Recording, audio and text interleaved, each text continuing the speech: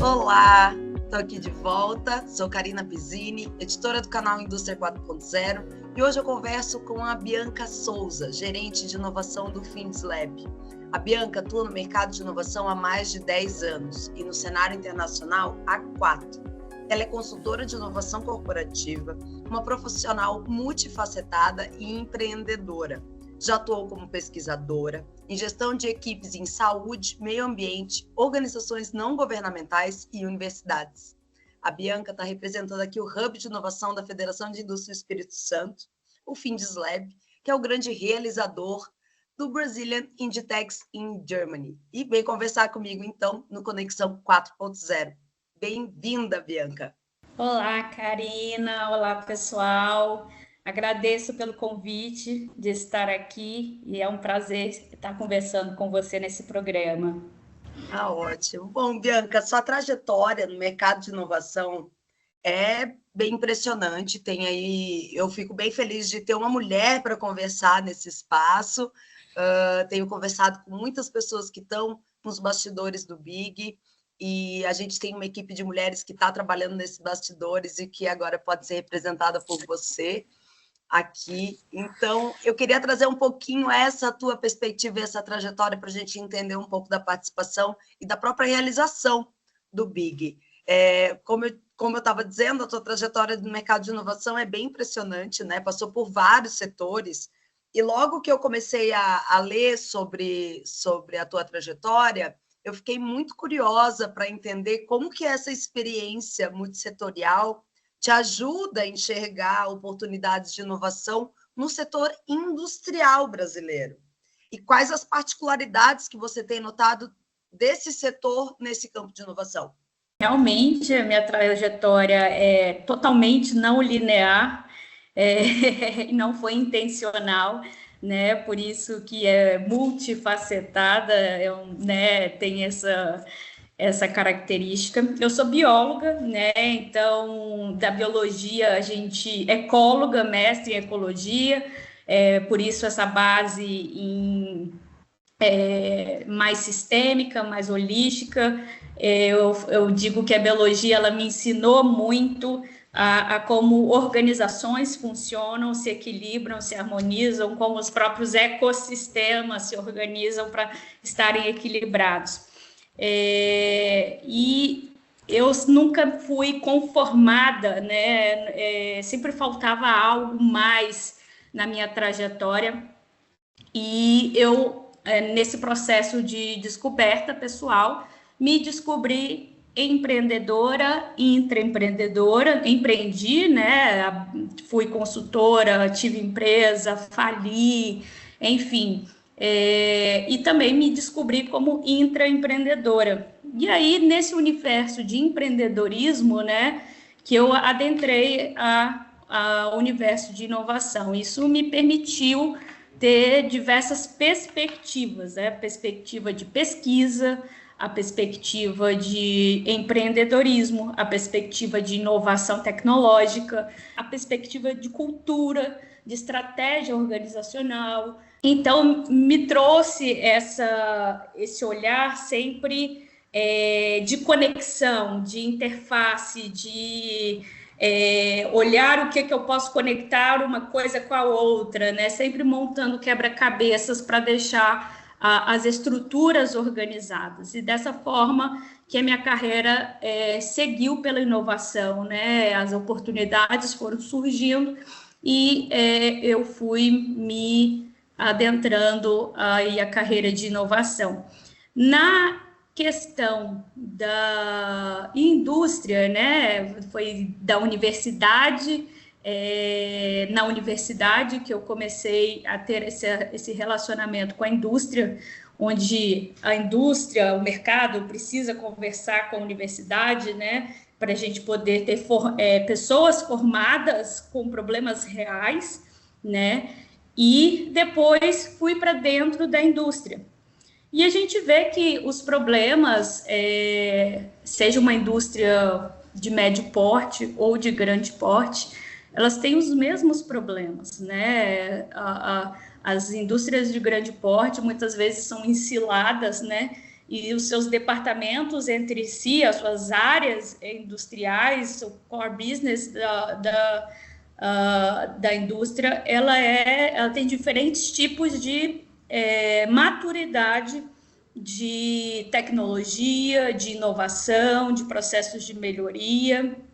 Então, você trabalhar numa indústria de grande porte ou numa média indústria, né, a gente precisa adaptar as linguagens, porque na média indústria você está falando com um dono e com um engenheiro de produção ou diretor de produção, e na grande indústria muitas vezes tem o setor de inovação, então você precisa falar o innovation.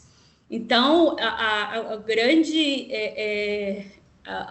vamos dizer assim, a grande dificuldade é você navegar por esses dois mundos. Então, você precisa entender um pouquinho mais, ter na sua equipe pessoas capacitadas para falar mais técnico, né, na indústria, aquele olhar mais técnico, mas também pessoas que saibam conversar sobre inovação, para a gente fazer esse mix, essa integração, para gerar resultado, para gerar competitividade, para reduzir custos, enfim, sempre pensando aí na indústria brasileira se diferenciando. E agora, na indústria alemã e internacional como um todo, né? Você acha que você trouxe a questão, eu amei o fato da gente estar falando aqui em todos os episódios, todas as entrevistas, o foco é o ecossistema de inovação industrial. E daí você chega aqui e mete, eu sou bióloga, entendo de ecossistema. Nada melhor do que isso e dessa visão holística para a coisa funcionar, né? Para dar sustentabilidade, né? Então, como tornar uma ideia sustentável, como tornar um negócio sustentável.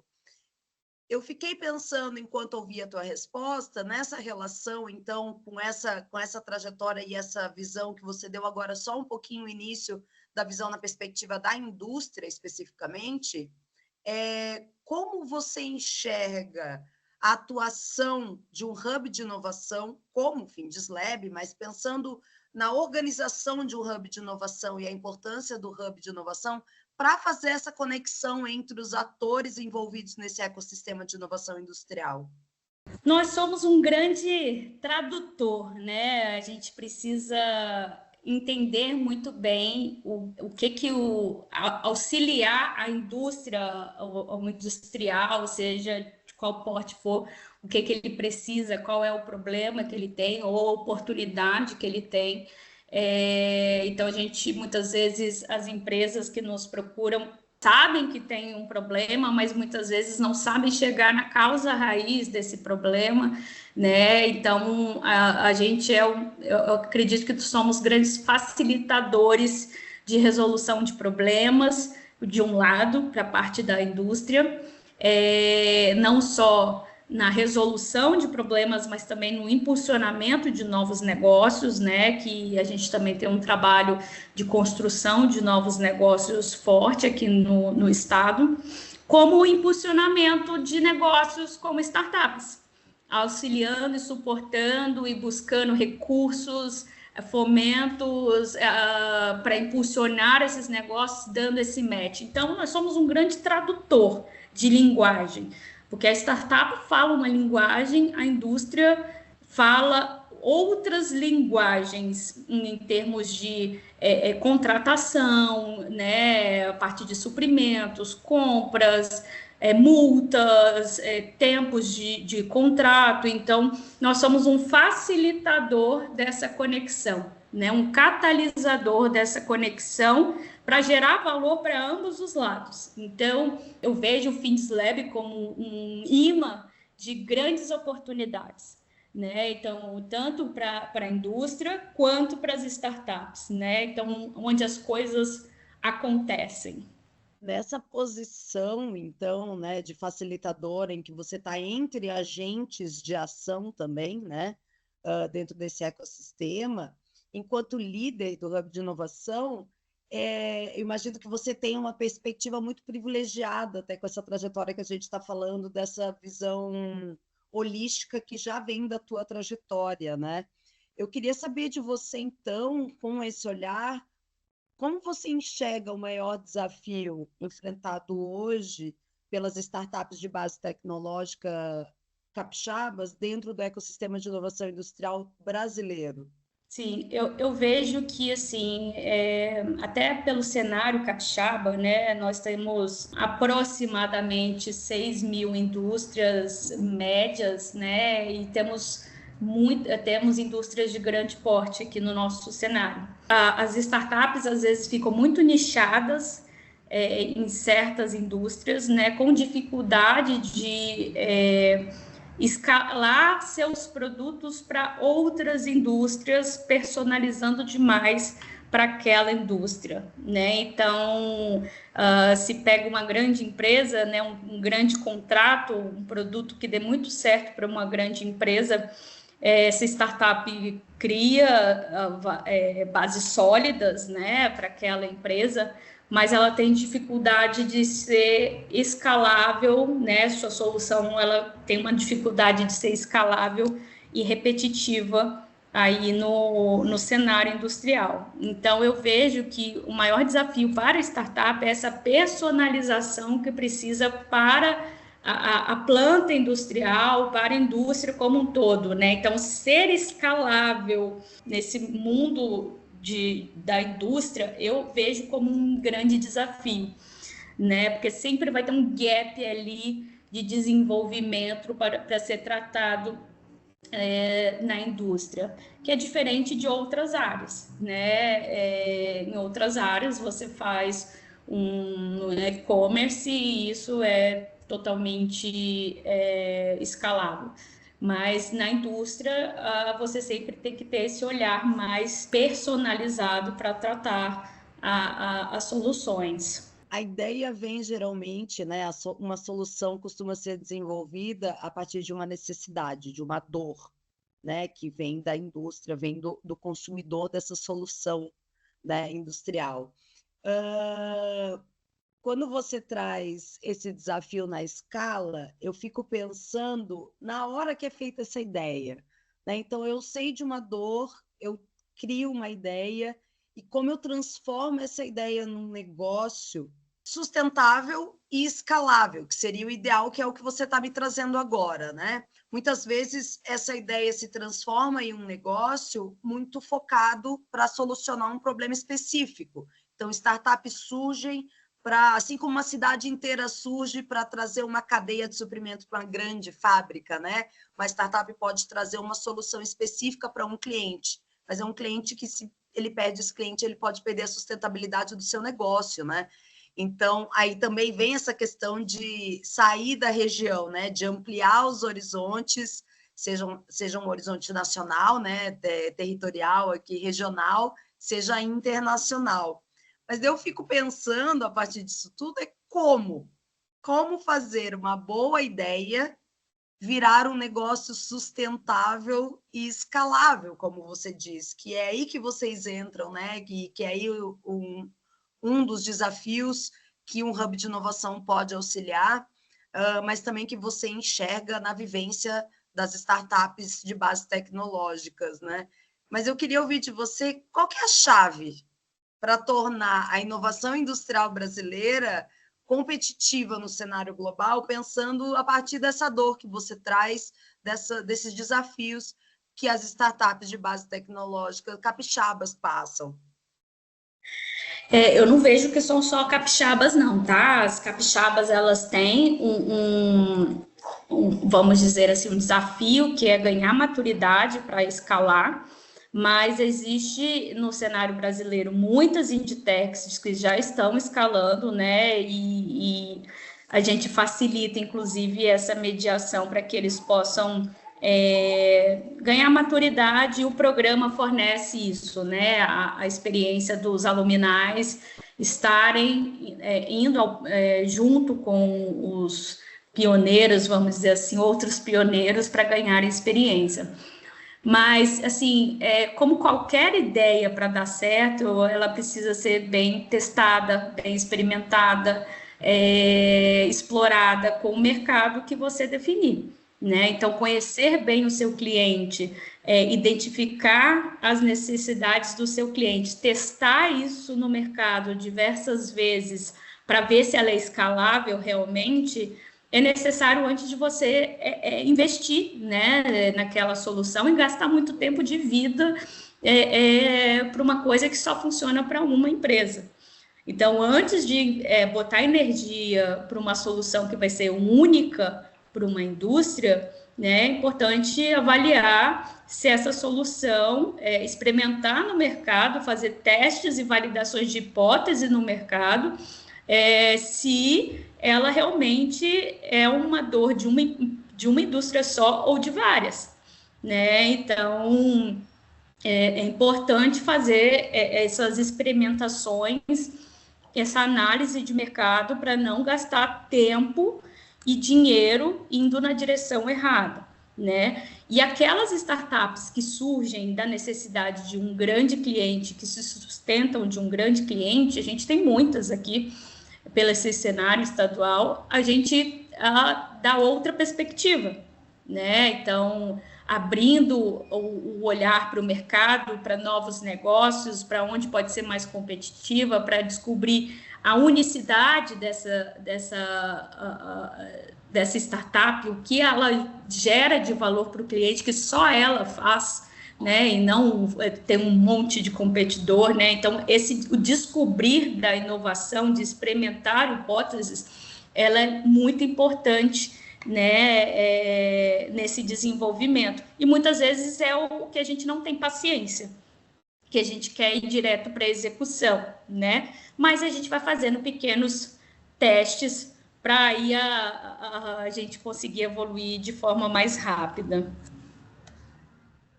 Você acha que existe uma lacuna de capacitação entre o inovador e o empreendedor que dê essas ferramentas ou que auxilie? Porque o próprio BIG, né, o Programa de Internacionalização, ele está muito fundamentado em capacitação, é um pilar fundamental, né, para a internacionalização é a capacitação. Então, antes de eu entrar na capacitação do BIG, eu queria saber de você se você sente que existe uma lacuna na capacitação desses profissionais que estão empreendendo, porque talvez a inovação até seja ensinada na faculdade, né? Você a criar, a achar solução, buscar solução, ou mesmo em cursos técnicos, de repente, mas transformar isso no negócio e essa jornada, ela é mais desafiadora. Você acredita que tem uma lacuna específica nesse sentido? Eu acredito que tenha diversos desafios ao longo dessa jornada, assim, eu não acredito que é sistêmico a questão de ter a inovação e o empreendedorismo na formação, hoje, de jovens e adolescentes, mesmo desde criança. Então, desde da formação do ser, eu acho que existe essa lacuna, e eu acho que isso já vem sendo trabalhado, então acho que o país ao longo dos anos vai ver essa mudança. E eu acho também que existe uma diferenciação aí a maioria dos empreendedores, ela foca no produto e não no modelo de negócio, né? Então, você foca no produto, então você já tem aquela solução e você insiste na solução, e não no modelo de negócio que tem diversas hipóteses de solução. Então, acho que a grande diferença de um empreendedor para um inovador é essa questão. Não que o empreendedor não foque no modelo de negócio, mas a gente virar a chave para inovar, a gente foca muito mais no que está em torno do produto e na geração de valor, no que ele se transforma único para aquele setor, do que o produto tecnicamente, sabe? Para poder ser viabilizado. E lógico que tecnicamente ele precisa ser viabilizado. E a maioria dos founders, se você for fazer uma pesquisa, são pessoas técnicas que viraram CEOs, founders, criaram seus produtos. Então, existe uma lacuna, sim, de formação na visão de modelagem de negócios, né? E é nessa especificidade que o Findeslab vem trabalhando, não só no Espírito Santo, mas no Brasil, ajudando startups e empresas a modelarem melhor seus negócios para ganhar mais competitividade. E uma vez que você modela o seu negócio, assim, não importa se sua solução é local, né? A gente auxilia a ter uma visão global. No caso, esse programa, ele trabalha muito em relação a ampliar essa visão de empreendedores inovadores para o mercado global, né? Que a sua solução possa ser escalável globalmente. Então, o programa ele é um grande facilitador, né? A gente, no Espírito Santo, isso é muito forte, a síndrome do patinho feio, mas o brasileiro também tem isso, mas aqui no estado é muito forte. Mas nós temos muita coisa boa e tem muita gente boa e tem gente interessada na gente.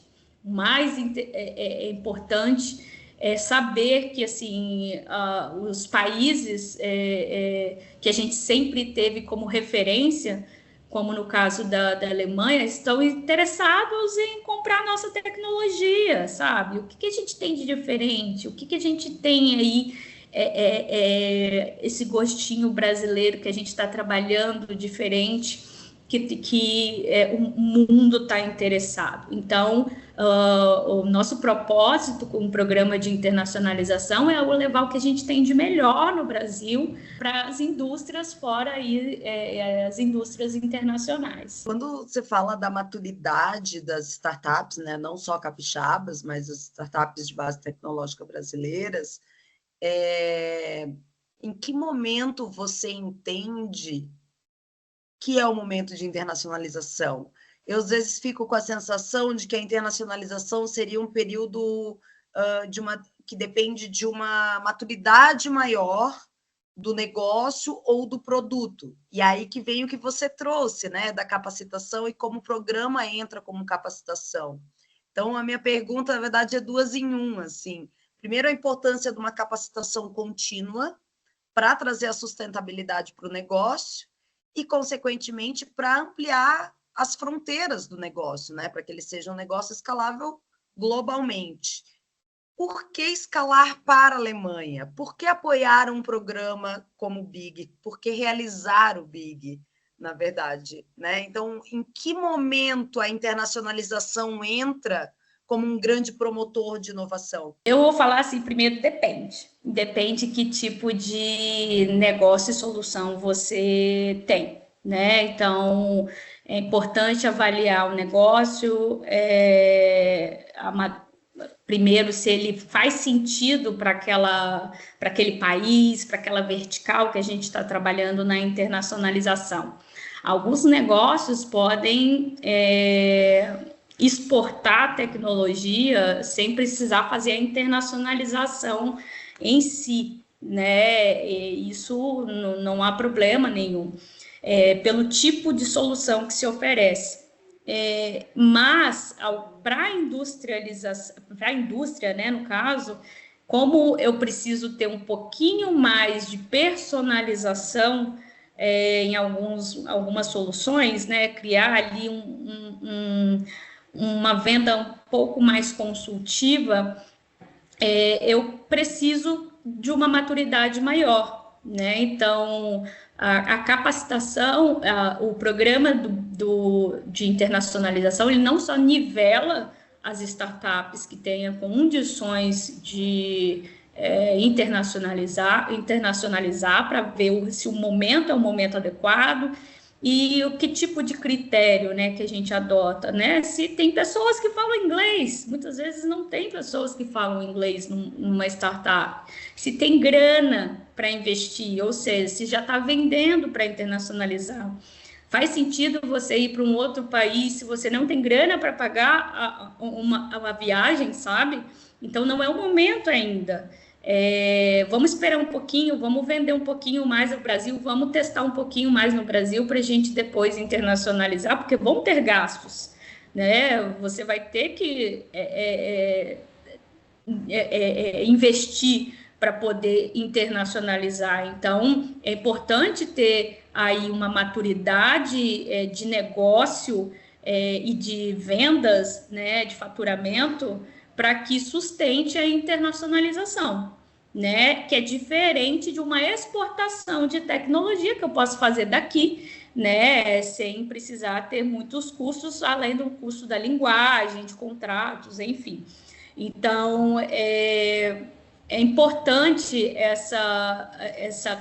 esse nivelamento, primeiro, de corte, depois a capacitação para entender se o seu produto tem fit com aquele país, né? Então, e com a vertical que a gente escolheu para aquele país, que nesse caso é a indústria e a Alemanha. A gente vai ter outras verticais e outros países.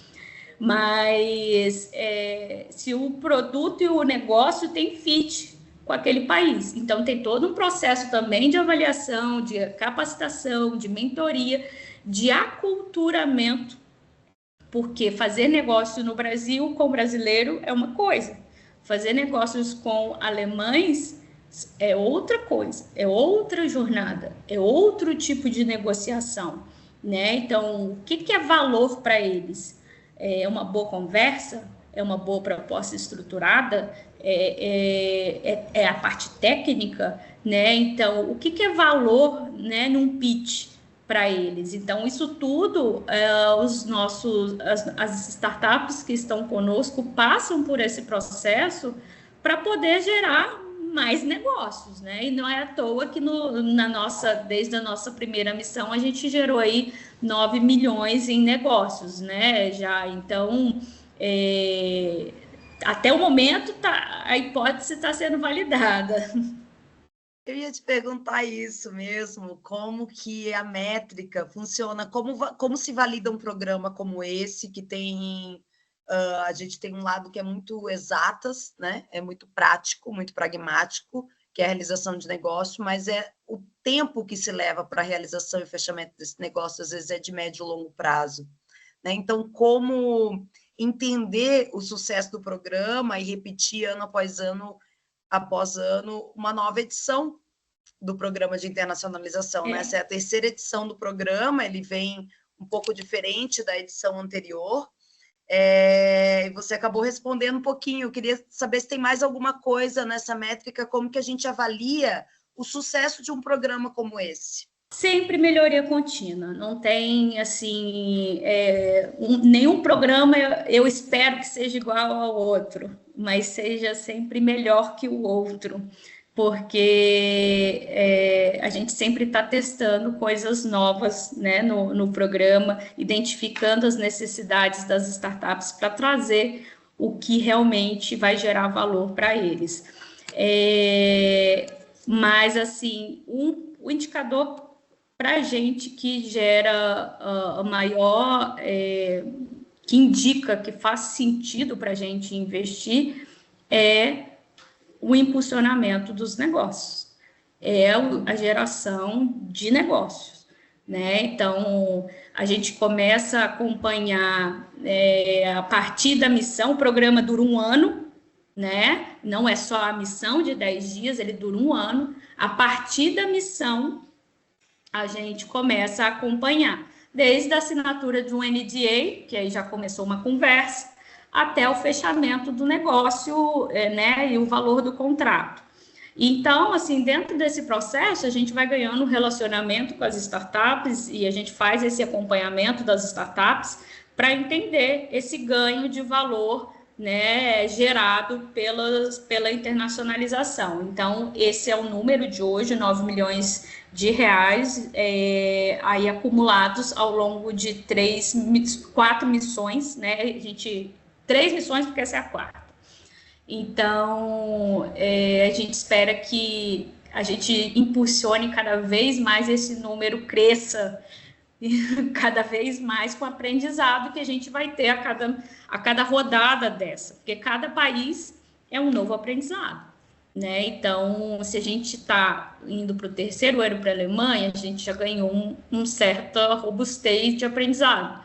Mas quando a gente começar a ir para a Itália, vai ser outro nível de aprendizado. É claro que os processos são os mesmos, mas em termos de cultura, de geração de negócios, a gente vai ter que começar a aprender novamente, né? E de conexões também, né, Bianca? Porque esse trabalho todo é feito muito envolvendo muitas pessoas de diferentes regiões, e o programa por si só, ele em parceria com várias organizações, né, acaba fortalecendo não só o ecossistema de inovação capixaba, mas também de outros estados, porque o próprio edital abre para outras regiões, para startups de outras regiões, né?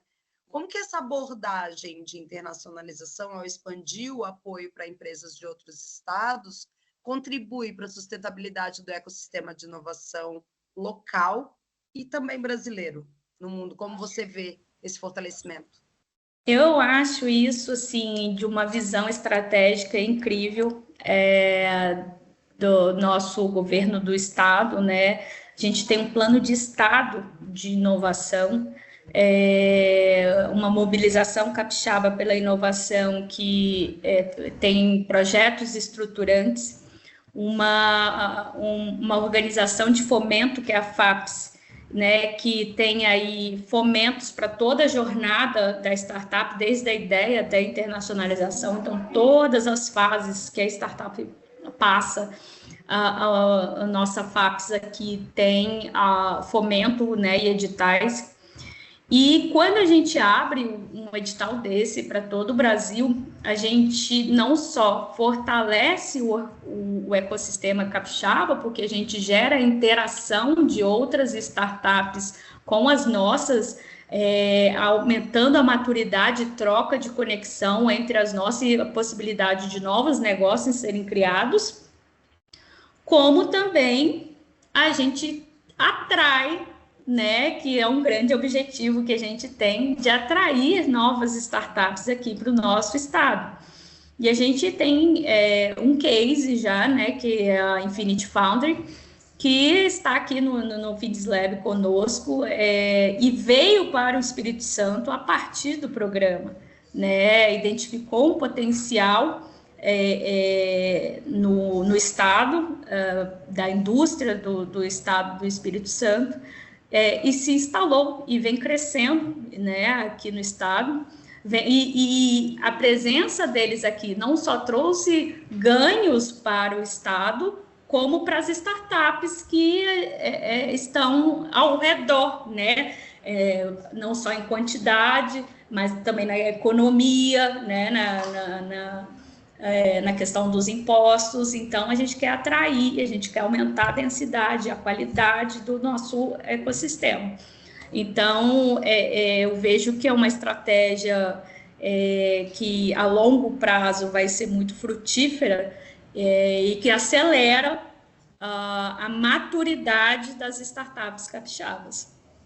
Então, para fechar, falando em maturidade, maturidade de negócio, maturidade tecnológica, né, de solução também, eu queria que você me dissesse um pouquinho como que essa maturidade ela é construída, fomentada a partir da internacionalização, aliada à inovação e à capacitação, que é um grande resumo de tudo que a gente conversou, né?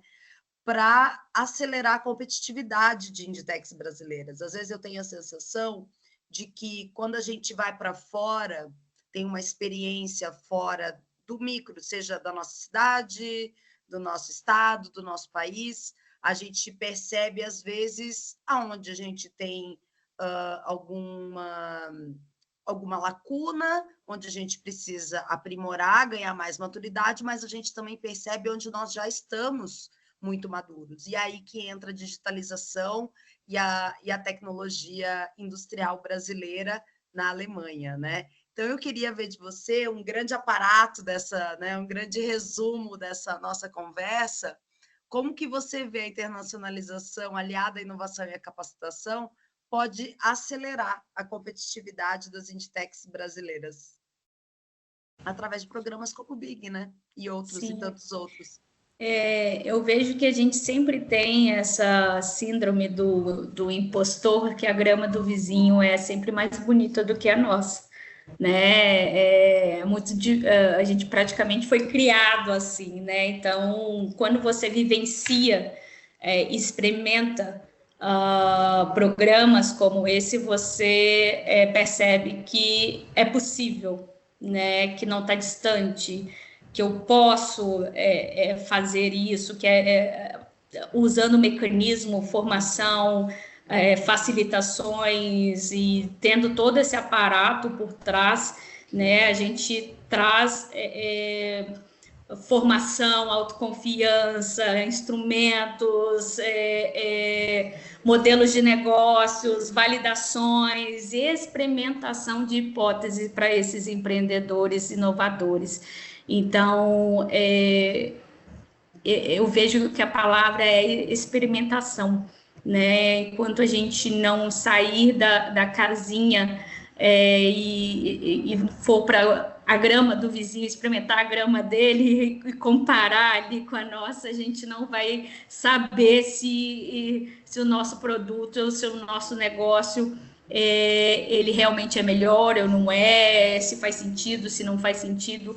Então, precisa experimentar, precisa testar. A inovação é feita de testes e de testar hipóteses. E o empreendedor, ele precisa ter esse gostinho do arriscar, né? Então, é importante experimentar, arriscar, pensar grande, pensar que é possível. Eu vejo alguns empreendedores falando, não está na hora ainda, não está na hora ainda. Não está na hora por quê? Você já testou? Não, calma. Então, existe um certo medo, né? Um perfeccionismo que pode ser aprimorado ao longo da jornada. E não esperar, né, que algo fique totalmente pronto para que depois eu vá internacionalizar. Isso é o modelo de uma uma empresa, tradicional. Mas startups, empresas inovadoras, não precisam esperar, elas podem experimentar. E esse programa permite a experimentação. Para fechar, eu menti. Eu falei que a outra que era para fechar, mas daí me veio mais uma dúvida. Conta para gente, antes da gente encerrar, então, você falou que é 1 ano de programa. A gente tem a missão em abril, e depois da missão, são 10 dias na Alemanha. O que a gente pode esperar do programa dali em diante? Como que funciona as conexões? O que é feito a partir da missão? A partir da missão, a gente tem uma série de rodadas de negócios no Brasil, né? Então, inclusive, convido a todos que estão aqui assistindo a gente a nos acompanhar, a participar junto conosco. A gente ainda não tem fechado os estados que a gente vai passar. Então, onde esse canal aqui estiver alcançando, se você quer que a missão vá para ir para o seu estado, as melhores Inditex do Brasil, né? A gente considera aí as top 11 Inditex que estão aí fazendo acontecer no Brasil. A gente vai fazendo rodadas de negócios para impulsionar ainda mais as vendas para as startups, porque uma startup que está aí acima de um TRL 6, uma startup madura, ela quer vender, né? E o Findslab quer ser um canal de venda para essa startup. Então, assim, venha você que está assistindo, puxe para o seu estado, para a gente conectar cada vez mais indústrias aí, as startups que estão fazendo a diferença no mundo.